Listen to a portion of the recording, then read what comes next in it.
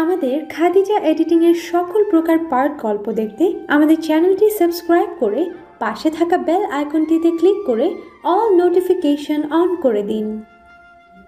প্রেমের শহরে পা ডুবালে হয়তো রঙিন জীবন, না হয় আমরণ মৃত্যু করিয়ে আনতে হয়। রমণীরা জানে না তাদের চলে যাওয়া প্রেমিকদের আজীবন আধারে ডুবিয়ে দেয়। আমি না হয় আমরণ মৃত্যু করিয়ে আনলাম, আমার বেঁচে থাকাটাই হবে চিরদিনের নির্বাসন। প্রেমে মরেছে অনেক প্রেমিক, কেউ বা নির্বাসনে রয়। প্রেম বাজিতে হারলে প্রিয় জীবন হয় আধারময়। ইউসুফ দরজার কিনারায় দাঁড়িয়ে মনোযোগ দিয়ে শুনল তার বড় ভাই রূপছাড় এর দীর্ঘশ্বাসের শব্দগুলো। গতকাল যখন শুনেছিল সুখের বিয়ে, তখন থেকে এ অবধি এক ঘরের কোনায় আটকে রয়েছে। মাঝে একবার বের হয়, সুখের যাবতীয় খোঁজ খবর নিয়েছিল। খবর নিয়ে যতটুকু জেনেছে সবটাই সুখের পোড়া কপালের ইতিহাস। বিয়েটা ভাঙানোর ইচ্ছে থাকলেও শেষ মুহূর্তে মেয়েটার দুঃখী জীবনের এমন করুণ দশার কথা শুনে নিজের সিদ্ধান্ত বদলিয়ে ফেলেছে। সে না হয় চিরজীবন না পাওয়ার আফসোসে পড়বে, তবুও প্রিয়তমা সুখবতী সুখের মুখ দেখুক। তার মাধ্যমে না হোক, কারো না কারো মাধ্যমে সুখের সুখ আসুক। ইউসুফ স্যারের এমন নির্বাসন মানতে না পেরে তীব্র প্রতিবাদ করে উঠে বলল, কি বলছেন আপনি এসব স্যার? সবকিছু কি এত সহজ? নির্বাসন শব্দটার ভার আপনি বহন করবেন না কখনোই। এখন যা করার আমাকেই করতে হবে। মেঘ ভুরু কুচকালো, হাতে সিগারেটটার শেষ টান দিয়ে ফেলে দিল। পৃথিবীতে চিরপরিচিত একটি প্রথা আছে, প্রেমিকার অভাব পুরুষরা একমাত্র নিকোটিনের ধোঁয়ায় উড়িয়ে ভুলে থাকতে চায়। তাদের মতে বিচ্ছেদের যন্ত্রণা নিকোটিনের ধোঁয়া ভুলিয়ে দেয়। প্রেমিকার বিকল্প হিসেবে বিচ্ছেদে আচ্ছাদিত প্রেমিক নিকোটিনকে বেছে নেয়। এই চিরপরিচিত নিয়মের বাহিরে যায়নি মেঘ। কাল থেকে এ অবধি 3 প্যাকেট সিগারেট শেষ করেছে। এসবে অভ্যস্ত না থাকা মেঘ 3 প্যাকেট দুঃখ উড়িয়েছে। এবার ইউসুফের দিকে তাকিয়ে মেঘ গম্ভীর কণ্ঠে বলল, কি করবে তুমি ইউসুফ? ম্যামের যার সাথে বিয়ে ঠিক হয়েছে, মানে রেদওয়ান, ওনার সাথে কথা বলবো। ইউসুফের কথায় গম্ভীর মেঘ হঠাৎ করে হেসে উঠল। এ পরিস্থিতিতে এমন হাসি বোধগম্য হয়নি ইউসুফের। অহেতুক হাসার মানুষ মেঘ না। তাহলে সে কি মজার কিছু বলে ফেলেছে? ইউসুফের চোখের ভাষা বুঝতে পারে মেঘ। হাসি থামিয়ে আবারও কণ্ঠটা গম্ভীর করে ফেলল, ভরাট কণ্ঠে বলল, তোমার কি মনে হয় আমি তার সাথে কথা না বলে এত কিছু বলেছি? তার মানে আপনি ওনার কাছেও গিয়েছিলেন? ইউসুফের প্রশ্নে একটা দীর্ঘশ্বাস ফেলল মেঘ, মাথা নাড়িয়ে বলল, হ্যাঁ, গিয়েছিলাম। সে কি বলেছে স্যার? আমার ম্যাম নাকি তাকে ছাড়া কাউকে বিয়ে করবে না, তাকেই বিয়ে করবে, আর সেও অপরিচিতাকে ভালোবাসে। তাই তাদের পথের মাঝে কাটা হয়ে আমি যেন না দাঁড়াই। ইউসুফ বলার মতন আর ভাষা খুঁজে পেল না। যে আশাটুকু ছিল সেটাও নিভে গেল। গম্ভীর মানুষটাকে হাসানোর মানুষটা আবার হাসি কেড়ে নিয়ে চলে যাবে। ভাগ্য বুঝি এত নির্মম খেলাই খেলবে। পুরো ঘরময় নীরবতা জেঁকে ধরল। আর কেউ কোনো রূপ কথা বলল না। মেঘের ফোনটা হঠাৎ কেঁপে উঠল, জানান দিল নতুন বার্তার আগমন। মেঘ ধীর গতিতে আলস্য নিয়ে মেসেজ ওপেন করতে চক্ষু চড়ক গাছ। অলসতা হঠাৎই চাঞ্চল্যের রূপ দান করল। উচ্ছ্বাসিত কণ্ঠে ইউসুফের পানে তাকিয়ে বলল, তোমার ম্যাম আমারই হবে ইউসুফ। খোদার ভেদ বোঝা অসাধ্য। কাল একটা জায়গায় যেতে হবে, তথ্যটা যাচাই করতে হবে, তারপরই বিয়ে বাড়িতে যেতে হবে। বি রেডি ইউসুফ, হয়তো নতুন কিছু হবে কাল। নিজের স্যারের এমন বদলে অবাক হয় ইউসুফ। তবে মনে মনে সেও চাচ্ছে কাল নতুন কিছু হোক, শুভ কিছু হোক। আজ শুক্রবার, কাঙ্ক্ষিত দিন। ছোট করে বিয়ের আয়োজন হলেও বাড়িঘরও অনেকটা সাজানো হয়েছে। আর এ সবটাই লীলাবতী আর দাদির আগ্রহে। লীলাবতী জানালার কোণ ঘেঁষে দাঁড়িয়ে আছে। তাদের পরিবারের সবচেয়ে ছুটন্ত ও চঞ্চল মেয়ে এসে, কিন্তু ছোট কিশোরীর অহেতুক মোহ আর ভুলে সবটা কেড়ে নিয়েছে। আজকাল তোর কি হয়েছে লীলু? এমন চুপচাপ থাকিস কেন? কর্কশ কণ্ঠে লীলাবতীর ধ্যানে বিঘ্ন ঘটালো। কণ্ঠের অধিকারিণী কে না দেখেও বুঝতে পেরেছে সে কে। লীলাবতী কোনো আগ্রহ দেখালো না। আগের ন্যায় বাহিরের দিকে দৃষ্টি নিবদ্ধ করে তাচ্ছিল্য স্বরে বলল, তাহলে এতদিনে তোমার চোখে আমার বদল ধরা পড়লো আম্মা? যাক, তবুও তো ভাবলে আমার কথা। এবার সানজিদা বেগম 2 কদম এগিয়ে আসলো দ্রুত গতিতে, তারপর বলল, তোর কি হয়েছে লীলু? আগে তুই এমন ছিলি না, যে সুখের 2 চোখে তুই দেখতে পারতি না। এখন সে সুখের হয়ে কথা বলছিস, ওর পক্ষ ধরছিস? তাবিজ টাবিজ করলো না তো? লীলাবতী অবাক হলো, ভীষণ অবাক। তার মা মানুষটা যে এমন নগণ্য ভাবতে পারেনি সে। নিজের মেয়ের মন খারাপ হঠাৎ শান্ত হয়ে যাওয়াটা তাকে ছুঁতে পারেনি, বরং মেয়ে কেন তার সৎ বোনের সাথে সুন্দরভাবে কথা বলে তা নিয়ে মাথা ব্যথা। লীলাবতী দীর্ঘশ্বাস ফেলে বলল, এই জন্যই বোধহয় মায়ের আগে সৎ একটা যুক্ত করে জন্মদাত্রী মায়ের থেকে বাবার দ্বিতীয় বউকে আলাদা করে। মা তো মাই হয়, আর সৎমা সৎমাই হয়। কখনো আপায়ের সাথে ভালো ব্যবহার করে দেখেছিলে আম্মা? আমি যোগ্য সন্তান না আম্মা, সেই যোগ্য সন্তান। একটু মায়ের স্নেহ পাওয়ার জন্য মানুষটা সব করে, এমনকি তোমার মুখের ওপর একটা কথা বলে না। আম্মা চোখ থাকতেও অন্ধ না হলেও পারতে। একটু ভালো হয়ে দেখতে আম্মা, পৃথিবীতে ভালোবাসা নামক একটি স্বর্গসুখ আছে। সানজিদা বেগম অবাক হয়, বিস্মিত ও হতবাকও হয়। সে এত কিছু কার জন্য করছে? এই মেয়েটার জন্যই তো। আর তার মেয়ে কিনা তাকেই এতগুলো কথা বলল। সানজিদা বেগমের চোখ লাল হয়ে গেল, অপমান আর রাগে। তেড়ে গিয়ে বলল, যার জন্য করি চুরি সেই বলে চোর। বাহ রে বাহ, এসব আমি কেন করছি? তোর জন্যই তো। আর ওই মেয়েটাকে কিসের স্নেহ দিব? জন্মের 5 মাসের মাথায় ওর নিজের মাই তো ওর কথা ভাবেনি, চলে গেছে নতুন নাগরের সাথে। তবে আমি পরের মাইয়ার কথা ভাববো কেন? কারণ সারাদিন তোমার বীভৎস অত্যাচার সহ্য করার পরও মেয়েটা একটু শান্তির খোঁজে তোমায় মা বলে ডাকে। ওই ডাক্তার মর্মও তো রাখতে পারো আম্মা। আজও মানুষ চিনলে না আম্মা, তুমি আজও মা হয়ে উঠতে পারলে না যে। নিজের অষ্টাদশী মেয়ের এমন কথায় সানজিদা বেগম ভাষা হারিয়ে ফেললেন। তবে কি সে সত্যি মা হয়ে উঠতে পারেনি? মনে পড়ল তার সেই অতীত, যেদিন সে এই বাড়িতে লাল টুকটুকে বউ সেজে এসেছিল। এসেই খাটের উপর থাকা ছোট্ট পুতুলের মতন বাচ্চাটার দিকেই দৃষ্টি নিবদ্ধ করেছিল। খুব ইচ্ছে ছিল বাচ্চাটাকে কোলে নিতে, আদর করতে।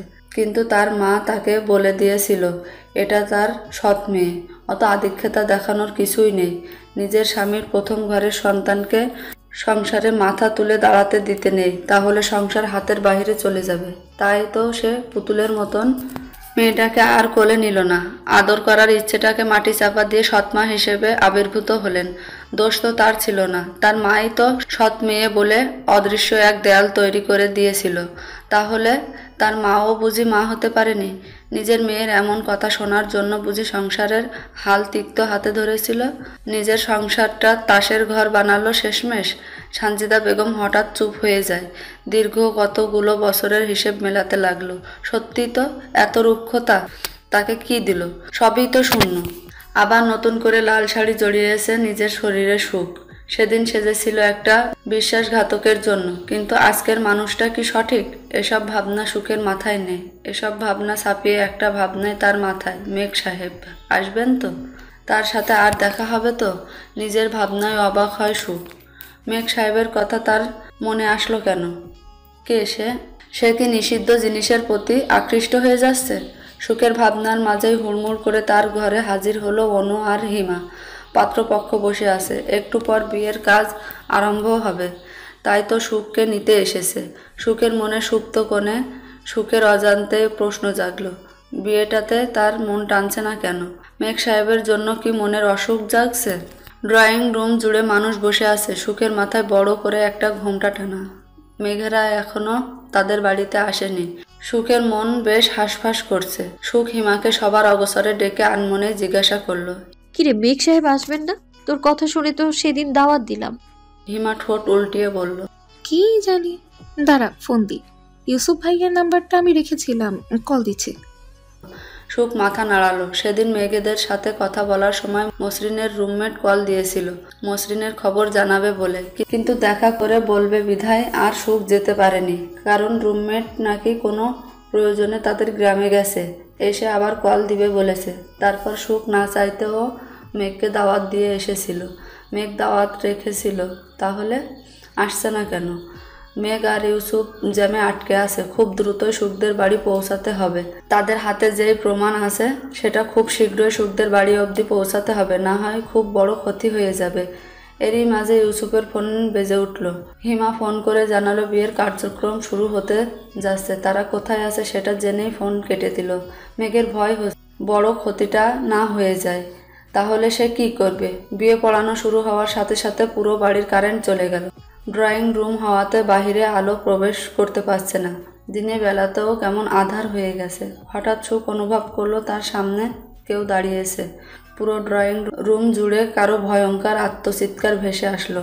অনেকের শরীরে ছিটকে একটা তরল জাতীয় কিছু পড়লো, অনুভব করলো। আত্মচিৎকারের পর নিস্তব্ধতা আরো ভয়ানক রূপ ধারণ করলো। আধার আর নিস্তব্ধতা যেন মুখপুরীর মতন মনে হলো। আধার ঘরে হঠাৎ এমন চিৎকারে সবাই হতবাক। চিৎকারটা চেনা মানুষের। যত দ্রুত যাদের যাদের হাতে স্মার্টফোন ছিল তারা ফ্ল্যাশ লাইট জ্বালালো। হিমার হাতের কাছে ফোন থাকায় সেই ফ্ল্যাশ লাইট সবার আগে জ্বালালো। লাইটের আলোটা প্রথম ড্রয়িং রুমের মেঝেতে পড়তে লাল তরল পদার্থ সবার চোখে লাগলো। হিমা নিজের হাতে যে ভেজা ভাবটা অনুভব করেছিল সেটা দেখার জন্য ফ্ল্যাশ লাইটটা নিজের হাতে মারল। হঠাৎ হিমা ভয় পেয়ে চিৎকার করে বলল, রক্ত! উপস্থিত সবার মাঝে গুঞ্জন শুরু হয়। তন্মধ্যেই অধিকাংশ মানুষ নিজেদের ফ্ল্যাশ লাইট জ্বালিয়ে ফেলেছে। পুরো ড্রয়িং রুমে গলগল রক্তের স্রোত। এর মাঝে কারেন্ট চলে আসে। রক্তের উৎস অনুধাবন করতে গিয়ে বিভৎস দ্বিখণ্ডিত মানুষটাকে দেখে উপস্থিত সবাই চোখ বন্ধ করে ফেলে। সুখ ভয়ে ভয়ে নিজের পাশে তাকাতেই দেখে শেরওয়ানি পরা রেদওয়ানের শরীরটা তার সাথে হেলে পড়ে আছে। সেই শরীরটার সাথে মাথাটা নামমাত্র লেগে আছে। ভয়ে আতঙ্কে সুখ চোখ বন্ধ করে চিৎকার দিয়ে উঠে রীতিমতো একটা ছুটাছুটি পড়ে যায়। সুখের শরীর থেকে দ্বিখণ্ডিত শরীরটা কেউ সরিয়ে দিচ্ছে অনুভব হতে সুখ চোখটা খুলে তাকায়। তার সামনে মেঘ দাঁড়িয়ে আছে। সুখ আর একবার বিভৎস রেদওয়ানের দিকে তাকিয়ে ছুট লাগায় ড্রয়িং রুমের সাথে লাগোয়া বাথরুমের দিকে। পেট থেকে উগড়ে আসে বমি। কি ভয়ানক জিনিস দেখলো সে এটা! সুস্থ সবল রেদওয়ানের মিনিট পাঁচের মধ্যে এমন অবস্থা। সুখদের বাড়িতে একটা হইচই বেঁধে গেল। প্রতিবেশীরা সব হাজির হলো। বাতাসের চেয়েও দ্রুত বেগে একটা কথা প্রচার হলো। সুখের কপাল পুড়ল। রেদওয়ান নামক ভালো ছেলেটাকে প্ল্যান করে কেউ খুন করলো। কিন্তু কে? রেদওয়ানের বাবা পাথর হয়ে সোফায় এক কোনায় আগের ন্যায় বসে আছে। এলাকার একজন লোক চাদর দিয়ে রেদওয়ানের বিভৎস শরীরটা ঢেকে দিয়েছে। সুখ বমি করার পর ভীষণ ক্লান্ত হয়ে গিয়েছে। চিৎকার চেঁচামেচি শুনে লীলাবতী দৌড়ে ঘর থেকে বেরিয়ে আসে। সুখের কাছে গিয়ে সুখকে ধরে। মেঘেরা ও কারেন্ট যাওয়ার পরপরই এখানে উপস্থিত হয়েছিল, তাই সব ঘটনা তারা দেখেছে। সুখের অবস্থা নাজেহাল। ভয়ে আর আতঙ্কে তার মুখ নীল বর্ণ ধারণ করেছিল। মেঘ ডাক্তার ডাকিয়েছে। নিজের সাথে রেদওয়ানের ভয়ঙ্কর সদ্য মৃত শরীরটা হেলে থাকার দৃশ্যটা সুখ সহ্য করতে পারেনি। পুরো বাড়িময় আহাজারি। রেদওয়ানের মা লিলুয়াও ছুটে এসেছেন ছেলের শেষ পরিণতি দেখার জন্য। মাত্র 1 ঘন্টায় বাড়ির চিত্র বদলে গেল। যেহেতু খুন হয়েছে পুলিশ আসাটা স্বাভাবিক। পুরো এলাকায় রমরমা খবর এখন। এ যেন পৃথিবীর অষ্টম আশ্চর্য। মানুষ হুমড়ি খেয়ে পড়েছে সুখদের বাড়ি। কিন্তু সবই সুখের অজানা। সুখ নিজের বিছানায় টান টান হয়ে শুয়ে আছে। ডাক্তার দেখে ওষুধ দিয়ে গেছে। সুখের রুমে গোল হয়ে দাঁড়িয়ে আছে লীলাবতী, হিমা, অনু, মেঘ আর ইউসুফ। সুখের জ্ঞান ফিরতে সে চট করে উঠে বসে। আহাজারি পুরো বাড়িময়। পুলিশ নিজেদের মতো খোঁজ করছেন। রেদওয়ানের লাশ পোস্টমর্টম করার জন্য নেওয়া হয়েছে। এটা যে পরিকল্পিত খুন সবাই জানে, বুঝতেও পেরেছে। কিন্তু এই ভয়ঙ্কর কাজটা কে করেছে? সুখের মাথা ভার হয়ে আসছে। 1 মাস আগে এ বাড়িতে আহাজারি হয়েছিল। এমনই বিয়ের জাঁকজমকপূর্ণ অনুষ্ঠান মৃত বাড়িতে রূপদান করেছিল। সেই দিনের পর হতে বাড়িটা একদম নিস্তব্ধতায় ঘিরে গেল। আজ আবার সেই 1 মাস আগের স্মৃতিচারণ। সুখ নিজের মাথা চেপে ধরল। সুখকে উঠতে দেখেই বাহিরের ঘর থেকে লিলুয়া ঝড়ের বেগে ছুটে আসলো। কিছু বুঝে ওঠার আগে সুখের গালে অনবরত চড় লাগাতে লাগাতে আর্তনাদ করে বলল, অলক্ষী, অপয়া মেয়ে। প্রথম বিয়ের সময় নিজের বাবাকে খেলি, এখন আমার ছেলেটা। আমার আগেই বোঝা উচিত ছিল। তোর মতন মেয়ে আর কি ভাই উপহার দিবে আমাদের? বেজন্মা একটা বাচ্চা পেটে ধরে আছিস, তোর লজ্জা করে না? সেদিন তোর মা বলেছিল গলায় দড়ি দিতে, সেটাই ঠিক ছিল। তোর মরে যাওয়া উচিত ছিল অলক্ষী। মেঘ দ্রুত ছুটে আসলো। লীলাবতী আর হিমা মিলে ফুপিকে সরালো। সুখ মুখ ঢেকে রইল। ঠিক কি করছে বোঝা গেল না। মেঘ ইশারা করতেই অনু আর হিমা লিলুয়াকে ধরে ঘরের বাহিরে নিয়ে গেলেন। মেঘ সুখের মাথায় হাত রাখলো। এই স্পর্শে কোনো লালসা নেই, আছে একরাশ ভরসা। লীলাবতী এগিয়ে এসে সুখের বাহুতে হাত রেখে কাপা কণ্ঠে, আপাই বলতেই সুখ আঁকড়ে ধরে লীলাকে। ছিটকে উঠে কান্না, আহাজারি করে বলে, আমি কি এতই অলক্ষী রে লীলা? সত্যি আমার মরে যাওয়া উচিত, তাই না? আমার বিয়ের লাল কাপড় কেন বারবার সাদাতেই রূপান্তরিত হচ্ছে? আমি বুঝি এত অপয়া? বাহির ঘর থেকে গুঞ্জন ভেসে আসলো। কেউ বা বলছে, লীলার মা, তোমারও একটা অবিবাহিত মেয়ে আছে, ওর কথা ভেবে কঠিন একটা ব্যবস্থা নাও।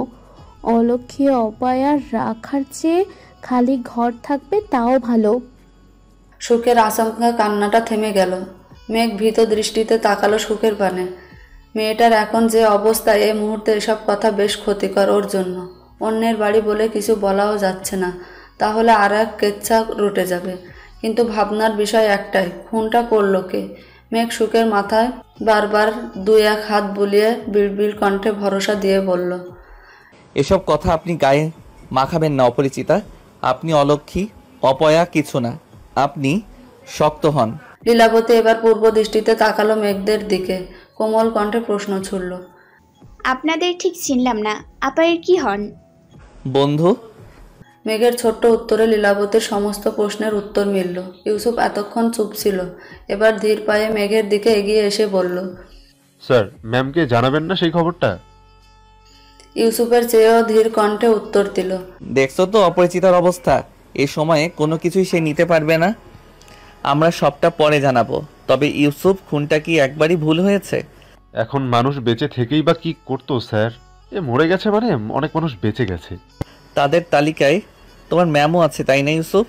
মেঘের প্রশ্নে ইউসুফ কেবল মাথা নাড়ল। সুখ নিবিড় দৃষ্টিতে তাকিয়ে রইল দক্ষিণের দিকে জানালাটার পানে। সুখের জীবন অসুখেই কাটবে। তবে সুখের রুম হুড়মুড় করে প্রবেশ করল পুলিশ প্রধান সহ আরও কয়েকজন। ইন্সপেক্টর পুলিশ ভদ্রলোক সুখের সামনে এগিয়ে এসে গম্ভীর কণ্ঠে জিজ্ঞাসা করল, আপনি এখন ঠিক আছেন আম্মু? সুখ এবার তার অলস দৃষ্টি পুলিশের পানে নিবদ্ধ করল। এত স্নেহের ডাক সে কতদিন শুনে না। মাথা নাড়িয়ে বলল, জি ঠিক আছি। পুলিশ ভদ্রলোক শান্ত স্বরে বললেন, আপনার সাথেই তো বিয়ে হওয়ার কথা ছিল মিস্টার রেদওয়ানের। জি হ্যাঁ। আচ্ছা, ঠিক কি ঘটেছিল একটু বলবেন? পুলিশ অফিসার প্রশ্নে সুখ একদম প্রথম থেকে সব বিবরণ দিল। পুলিশ অফিসার সব মনোযোগ সহকারে শুনে সুখের মাথায় হাত বুলিয়ে বললেন, আপনি বিশ্রাম নেন আম্মু, আমরা দেখছি সবটা। ভেঙে পড়বেন না একদম, আস্থা রাখুন। পুলিশটার কোমল আচরণে সুখ যেন বাবার আদল পেল। পৃথিবীতে বাবাহীন সন্তানগুলো একটু স্নেহ পেলেই সেই স্নেহের মাঝেই নিজের বাবা মায়ের ছায়া খুঁজে বেড়ায় নিজেদের দুঃখ ভোলার জন্য। সুখও সেই নিয়মের বাইরে না। পুলিশ অফিসার সাথে সাথে যাবতীয় কথা শেষ হতেই মেঘ এগিয়ে গেল, ভদ্রতার সহিত বলল, কি বুঝলেন আঙ্কেল? কোনো ক্লু পেলেন? কে করেছে? পুলিশ অফিসার সুখের দিকে একবার তাকে ছোট্ট শ্বাস ফেলে বললেন, তোমার ফোন পেয়েই তো আসলাম মেঘ। আমরা পুরো বাড়িটাই ভালো মতন খোঁজাখুঁজি করলাম, কিন্তু সন্দেহজনক কিছু পেলাম না। ধারণা অনুযায়ী বলা যায় এই কাজটা করতে খুনি সর্বোচ্চ 5 মিনিট ব্যয় করেছে। কিন্তু কি নিখুঁতভাবে সবটা করেছে। খুব ধারালো অস্ত্রে কাজটা করা হয়েছে। ছোটখাটো অস্ত্র দ্বারা এমন দ্বিখণ্ডিত করা যেত না শরীরটা। কিন্তু অস্ত্রটা গেল কোথায়? ওনাদের বাড়ির পেছন থেকে বিদ্যুতের মেন সুইচ, সেটা অফ করে ড্রয়িং রুমে আসতে 1 থেকে 1.5 মিনিটের ব্যাপার। আমরা সেই সুইচে হাতের ছাপ নিয়েছি, কিন্তু দুর্ভাগ্যবশত কোনো হাতের ছাপ পাওয়া যায়নি। খুনি গ্লাভস অথবা অন্য কিছু ব্যবহার করে সুইচ অফ করেছে। মারাত্মক বুদ্ধি বলা যায়। ঘরের প্রত্যেকটা সদস্য চুপ করে সবটা বিশ্লেষণ শুনল। মেঘ দীর্ঘশ্বাস ফেললে বলল, দেখুন কিছু পাওয়া যায় কিনা। খুবই নৃশংসতা ছিল খুনের ব্যাপারটায়। পুলিশ অফিসার মাথা নাড়ল, তারপর হঠাৎ কিছু মনে হতে জিজ্ঞাসা করল, তা তুমি এখানে কি বিয়ের অনুষ্ঠানে এসেছিলে? কোন পক্ষের হয়ে এসেছিলে? এই তো আঙ্কেল, কন্যা পক্ষেরই ছিলাম।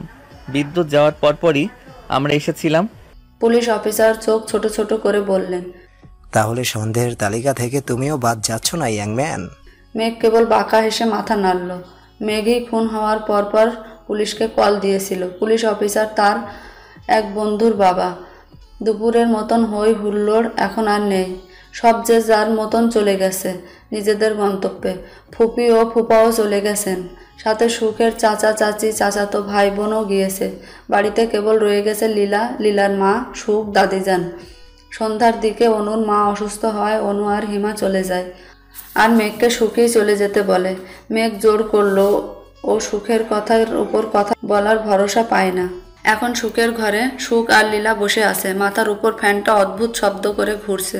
ভয়ঙ্কর নীরবতায় এই শব্দটা যেন বেশ জোরেই শোনাচ্ছে। সেই দুপুর হতে এ অবধি দাদিজান সুখের রুমে পা রাখেনি।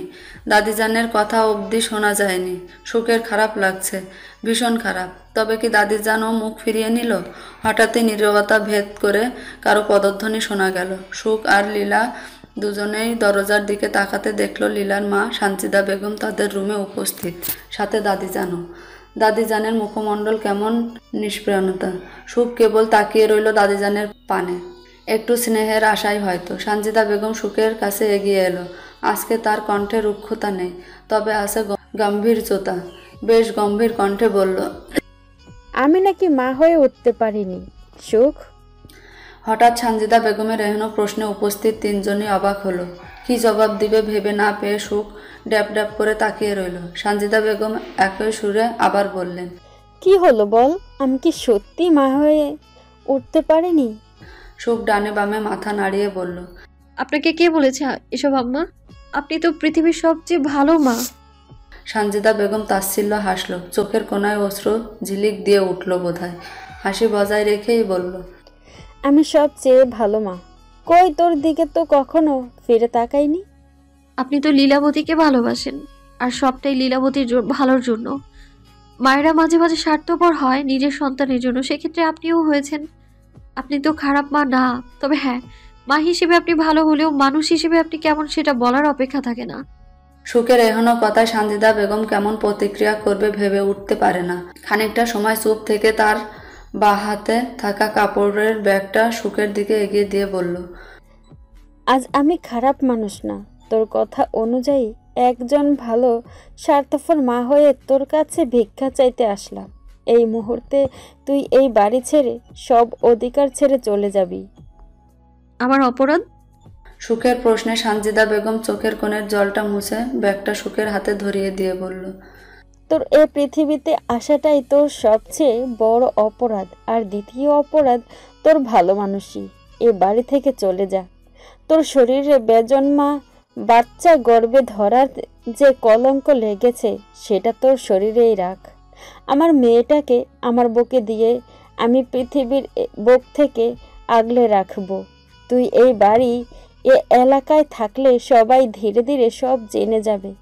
আমার মেয়েকেও আমি এ বাড়ি থেকে দূরে পাঠিয়ে দিব, না হয় এ বাড়িরই এ কোণে পড়ে থাকবে। তুই চলে যা। সুখ অবাক কণ্ঠে বলল, আম্মা আপনি এসব জানলেন কিভাবে? পাপ বাপকেও ছাড়ে না।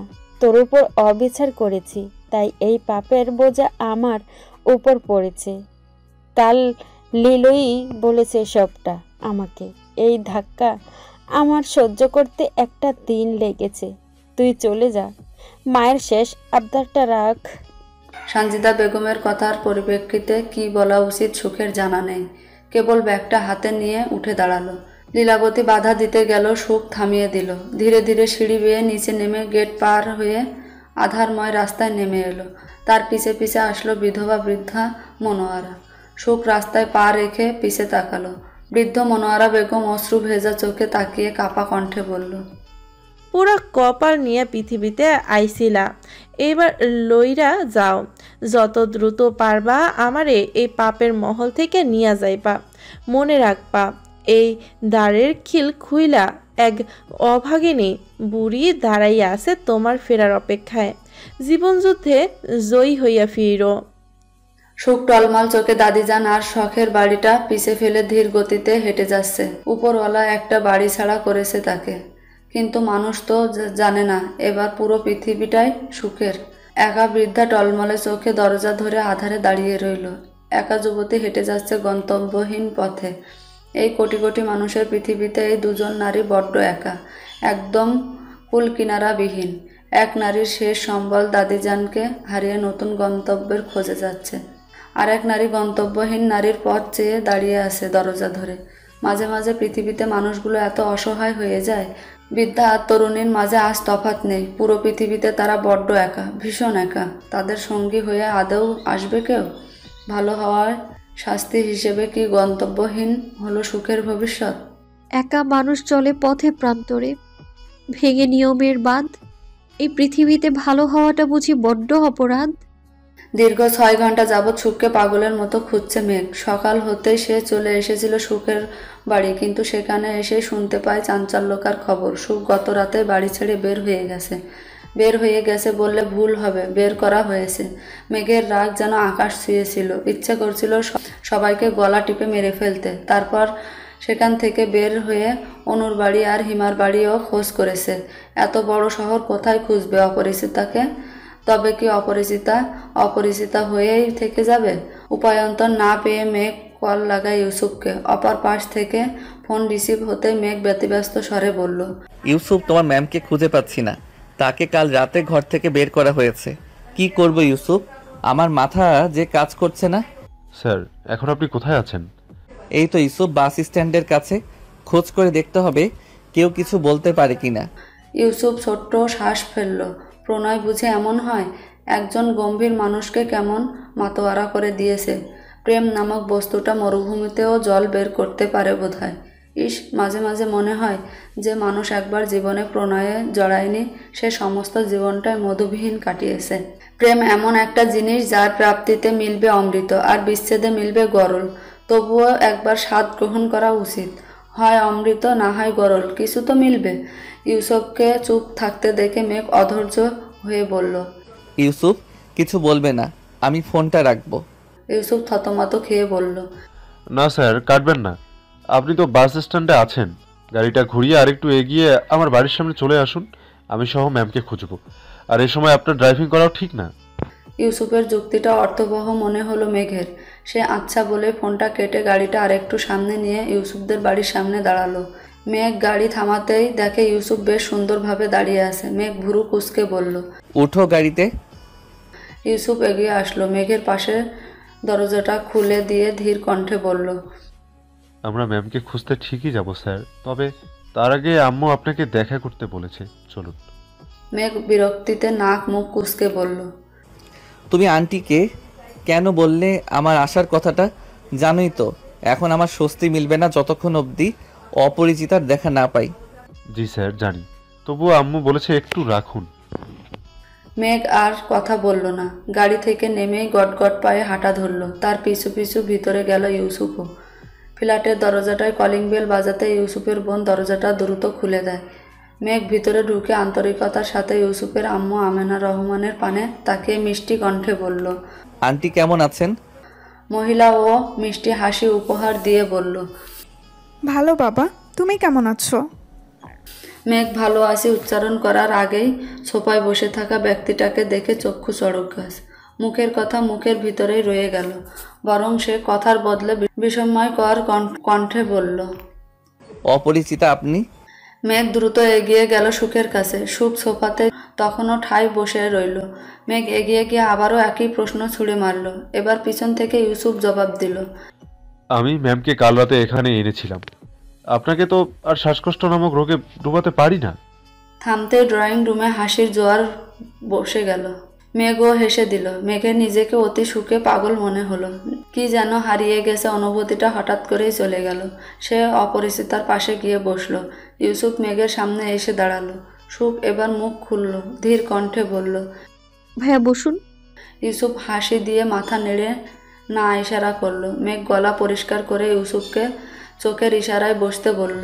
সেকেন্ড 2ও ইউসুফ অপেক্ষা করে না বোধহয় বসতে। সুখ অবাক হয়, তবে ইউসুফ নামক মানুষটার প্রতি তার সম্মান আরেকটু বেড়ে যায়। মেঘ এবার অধৈর্য কণ্ঠে বলল, এবার বলো তো ইউসুফ, তুমি তোমার ম্যামকে কোথায় পেলে? মেঘের কথা ইউসুফ বলা শুরু করলো। সুখও হারিয়ে গেল কালকের বিভীষিকাময় রাতে। রাত 12টার কাছাকাছি। যশোরের মতন শহর ও একদম জনমানব শূন্য মনে হচ্ছে এই সময়টা। সুখ ফুটপাতের উপর বসে আছে। দিনের বেলাতে অনেকটা রোদ থাকলেও রাতের বেলাতে বেশ ঠান্ডা। শরীরে বিয়ের বেনারসিটা এখনও জড়িয়ে আছে সে। মাঝে মাঝে হিম শীতল বাতাস আচমকা হাড় কাঁপানো অনুভূতি দিয়ে চলে যাচ্ছে। সুখ নিষ্প্রাণ দৃষ্টিতে পথের মলিন ধুলার দিকে তাকিয়ে রয়েছে। রাস্তাটা একবারে শুনশান হওয়াতে ভালো হয়েছে। না আছে ভালো মানুষ আর না আছে খারাপ মানুষ। রীতিমতো গলার স্বর বসে গেছে। নিজের বাড়ি থেকে বের হয়ে প্রথম অনুদের বাড়িতে গিয়েছিল, কিন্তু গিয়ে শুনে অনুর মায়ের শরীর ভীষণ অসুস্থ হওয়ায় তারা তাকে হসপিটালে নিয়ে গেছে। হিমার বাসায় যাওয়ার ইচ্ছে সত্যি বলতে সুখের হয়নি। হিমার পরিবারে একমাত্র হিমায় সুখের ভরসা, কিন্তু বাকি সদস্যগুলো সুখকে পছন্দ করে না তৎকালীন ঘটনার জন্য। শুধু শুধু সেখানে গেলে ভীষণ ঝামেলা ছাড়া কিছুই হবে না, তাই সুখ সেখানে যাওয়ার চেয়ে রাস্তাকেই উত্তম বলে ভেবে নিয়েছে। এই বিপদের দিনে না চাইতেও সুখের আরেকজনের কথা মনে পড়ছে, সে হলো মেঘ সাহেব। কিন্তু এমন উদ্ভট ভাবনার জন্য সুখ নিজেই নিজেকে ভর্ৎসনা করছে। এই পৃথিবীতে নিজের বাড়িটা ছাড়া আর কোনো জায়গা যে তার নেই। সুখ যে ফুটপাতে বসে আছে তার ঠিক বিপরীত দিক থেকে কেউ একজন দ্রুত গতিতে সুখের দিকে ছুটে আসলো। কারো হিমশীতল হাত সুখের বাহুতে ঠেকলো। সুখ ভয় পেল, আঁতকে উঠল, মনের কুডাকে দ্রুত গতিতে উঠে পিছে তাকাতেই চমকে উঠল ভীষণ বিস্ময়ে অবাক কণ্ঠে বলল, আপনি এখানে? সুখের চেয়ে দ্বিগুণ অবাক হয়ে ইউসুফ বলল, ম্যাম আপনি এখানে কেন? এই এত রাতে একা এই রাস্তায় কি করছেন? সুখের উত্তর দিতে হয় না, ততক্ষণে ইউসুফ সুখের পাশে থাকা ট্রলি ব্যাগটা দেখে যা বোঝার বুঝে যায়। করুণ স্বরে বলল, অবশেষে বাড়ি ছাড়া হলেন? ঠাঁই দিল না আপনার পাষাণ পরিবার। ইউসুফের করুণ স্বরে বলা কথাটা সুখের হৃদয় গহীনে আন্তঃক্ষরণ করল। ভীষণ রক্ত ঝরে পড়ল হয়তো হৃদয় নিংড়ে। চোখ টলমল করে উঠল, কথা বললেই হয়তো কেঁদে দিবে, তাই মুখ বন্ধ করে কেবল ডানে বামে মাথা নাড়ল, যার অর্থ না। এবার আর ঠাঁই মেলেনি বাড়িতে। ইউসুফ কতক্ষণ চুপ রয়, নীরব রয় কিছুকাল, তারপর ধীর গতিতে কাপড়ের ব্যাগটা হাতে নিয়ে নমনীয় স্বরে বলে, আমার সাথে চলুন ম্যাম। আপনার এ ভাই আছে তো? আপনার চিন্তা কিসের? সুখ অবাক হয় তার কানে। আপনার এই ভাই আছে তো? কথাটি পৌঁছাতে মস্তিষ্কের সবগুলো নিউরন সচল হয়ে উঠল। কি পরম ভরসার কথাখানা কান শ্রবণ করলো বোধহয়। তবুও নিজেকে আর একটু সংযত করে প্রশ্নাত্মক দৃষ্টিতে তাকিয়ে বলল, কোথাও যাব ইউসুফ ভাই? এই যে ম্যাম, এই ভাইটার বাসায়। ভাই ডাকছেন অথচ কোথায় যাবেন তা নিয়ে চিন্তা করছেন? আপনার এই পৃথিবীতে যে আপনার ভাই তো বেঁচে আছে, এত চিন্তা কিসের? সুখের যেন মনে হলো কুল কিনারা বিহীন সমুদ্র আশার প্রদীপ পেল। কৌতূহল দমাতে না পেরে সে জিজ্ঞাসা করলো, আপনি এত রাতে এখানে কেন ভাইয়া? আগে বাসায় আসুন, তারপর সব কথা। আমার বোন আছে না বাসায়, সাথে মাও। নির্দ্বিধায় চলুন। ইউসুফ গভীর সতর্কতার সাথে সুখের মনের দ্বিধা দূর করার প্রতিক্রিয়াটা অসাধারণ লাগলো সুখের। যত ইউসুফ ভরসাযোগ্য হোক, কিন্তু এত রাতে তার সাথে একটা বাড়িতে যাওয়াটা নিতান্তই দৃষ্টিকটু মনে হচ্ছিল সুখের এ ভাবনা ইউসুফ হয়তো আঁচ করতে পেরেছে, তাই তো কৌশলে মা আর বোনের কথাটা বলেছে। সুখ ইউসুফের কথায় মাথা নাড়াতে ইউসুফ ধীর গতিতে পা ফেলল পথে। রাস্তাটা পার হতেই একটা বাড়িতে ঢুকে পড়ল ইউসুফ। তার সাথে সাথে বাড়ির ভেতরে প্রবেশ করলো সুখও।